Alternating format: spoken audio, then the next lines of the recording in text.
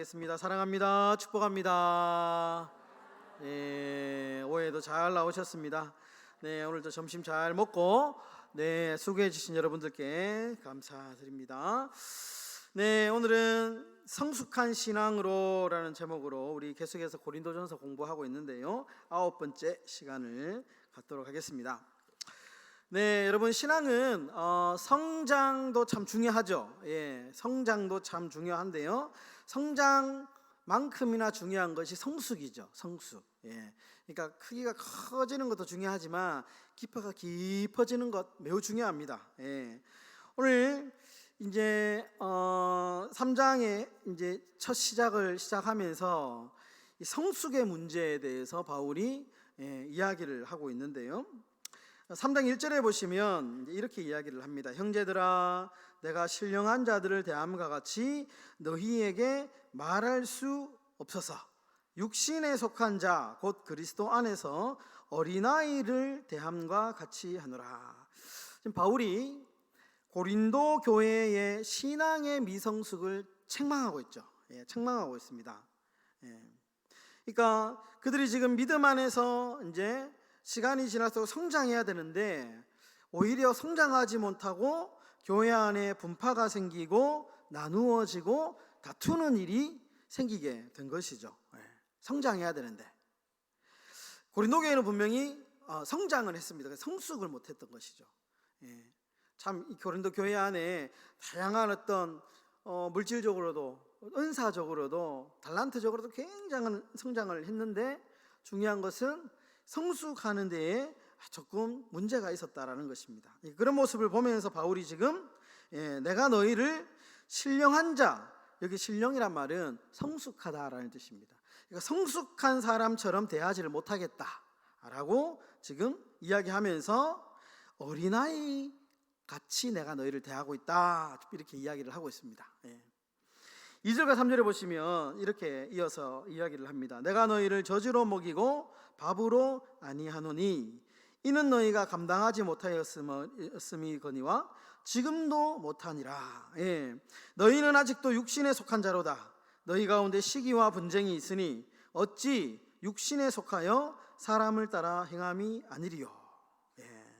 그러니까 지금 고린도 교회, 성숙하지 못한 고린도 교회를 향하여서 어린아이다 이야기를 하면서 내가 밥을 먹어야 되는데 지금 성장하지 못해가지고 밥을 못 먹고 지금 젖을 먹이고 있다, 이렇게 이야기를 합니다. 이 말이 무슨 말이냐면, 그러니까 신앙이 자랄수록 그 어떤 신앙의 깊은 내용까지 바울이 이제 가르치고 전해야 되는데 신앙이 이제 성숙하지를 못하니까 이해를 못하는 거죠. 그러니까 계속해서 신앙의 기초적인 내용들만을 지금 가르칠 수밖에 없다라는 겁니다. 계속해서 이제 신앙이 성숙하기 위해서는 끊임없이 말씀을 배우고 공부하고 말씀을 가까이 하면서 초보적인 단계에서 이제 점점 이제 고차원적인 단계로 계속 나가야 되는데, 문제는 이런 어떤 이제 어린아이 같은 신앙을 가지고 있기 때문에 그러지를 못하고 있다는 것입니다. 심오한 진리를 배울 준비가 되어 있지 못했다라는 것이죠. 여기 보시면 3절에 보시면 이제 육신이라는 이제 단어가 나오는데요, 이 육신이라고 하는 헬라어는 사르키코스라는 말인데 이 말은 세속적이다라는 뜻입니다. 세속적이다. 무슨 말이냐면 고린도 교회 교인들이 신앙이 성숙하지 못했던 이유가 뭐냐? 사람들은 굉장히 세속적인 사람이었다라는 것입니다. 교회 안에 성령의 열망이 아니고 자신들의 이기적인 욕심에 지배를 받고 있었다. 지배를 받고 있었다라는 것입니다. 분명히 고린도 교회의 교인은 분명히 성도들, 신자들이었습니다. 신앙이 있는 사람이었습니다. 그런데 문제는 영적으로는 굉장히 미숙한 자들이었습니다. 여전히 미숙한 자리에 머물러 있어서 교회의 분열을 그대로 지켜보기만 했고, 그들은 교회 안에서 엄청난 혼란을 겪어야만 했습니다. 바울은 갈라디아 교인들에게 이렇게 말씀하죠. 내가 이르노니 너희는 성령을 쫓아 행하라. 그리하면 육체의 욕심을 이루지 아니하리라. 갈라디아서 이제 5장 16절의 말씀이죠. 야고보도 역시 이렇게 얘기합니다. 너희 중에 싸움이 어디로, 다툼이 어디로 쫓아나느뇨? 너희 주체 중에서 싸우는 정력으로 쫓아난 것이 아니냐? 이렇게 바울이 야고보서가 아주 일침을 다 이렇게 가하고 있습니다. 그러니까 바울은 고린도 교회가 분열과 분쟁으로 인해서 이 자멸하는 것, 이거를 그냥 눈뜨고 지켜볼 수가 없었습니다. 그래서 그 교회를 책망하는 일을 주저하지 않고 있었다라는 것이죠. 여러분 3장 4절과 5절과 6절과 7절과 8절에 보시면 분쟁의 원인이 이제 드디어 등장을 하는데요. 분쟁의 원인은 선호하는 교사들이 서로 다르다는 데 있었습니다. 한마디로 다양한 지도자들이 있었는데 지도자들을 좋아하는 사람들이 다 달랐다는 것이죠. 그러면서 신자들이 쪼개지면서 일부는 바울을 추종하고 일부는 아볼로를 추종하면서 선호하게, 일부는 뭐 또 개바파, 바울 이 베드로파다, 아니면 자기는 예수파다, 이렇게 하면서 계속적인 파당이 나누어지게 됩니다.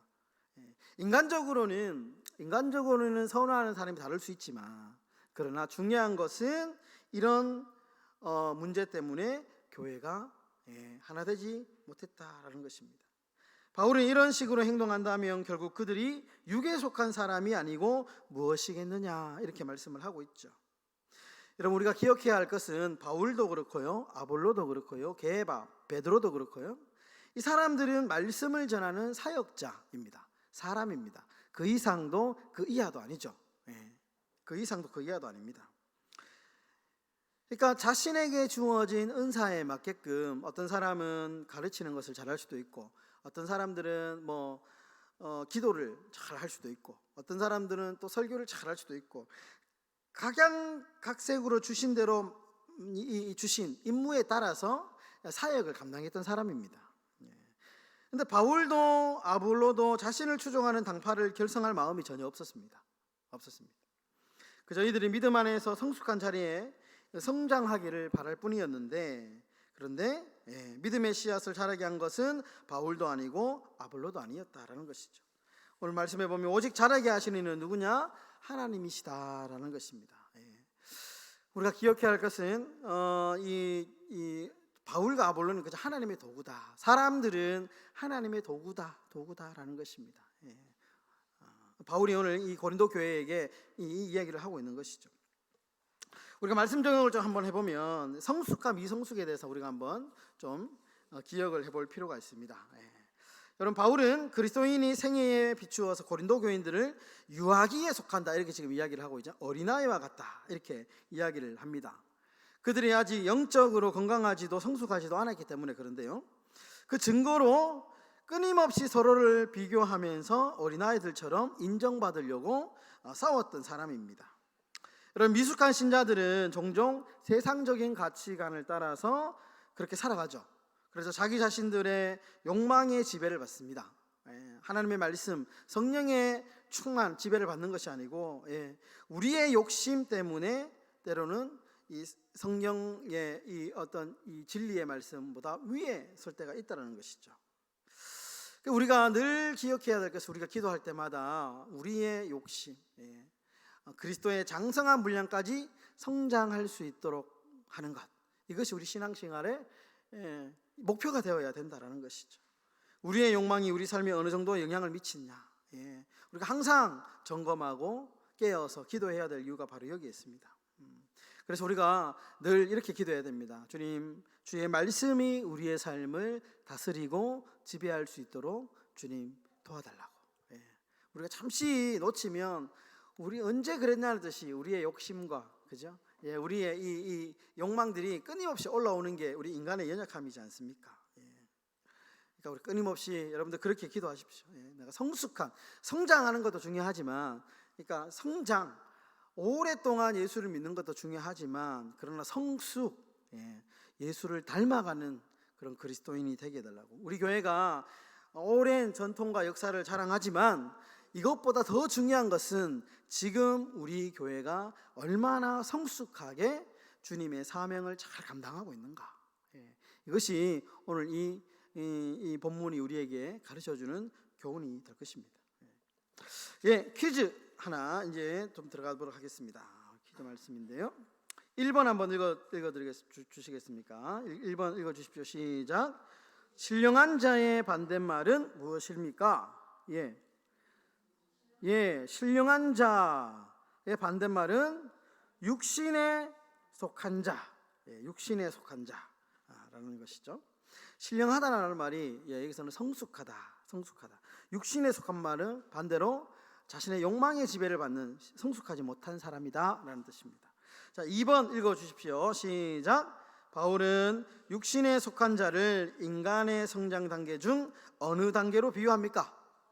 네, 맞습니다. 어린아이. 여기서 이제 어린아이는 젖을 먹는 어린아이, 유아기의 어린아이를 일컫는 말입니다. 3번 읽겠습니다. 시작. 왜 위험합니까? 왜 어린아이 같은 자는 위험할까요? 맞습니다.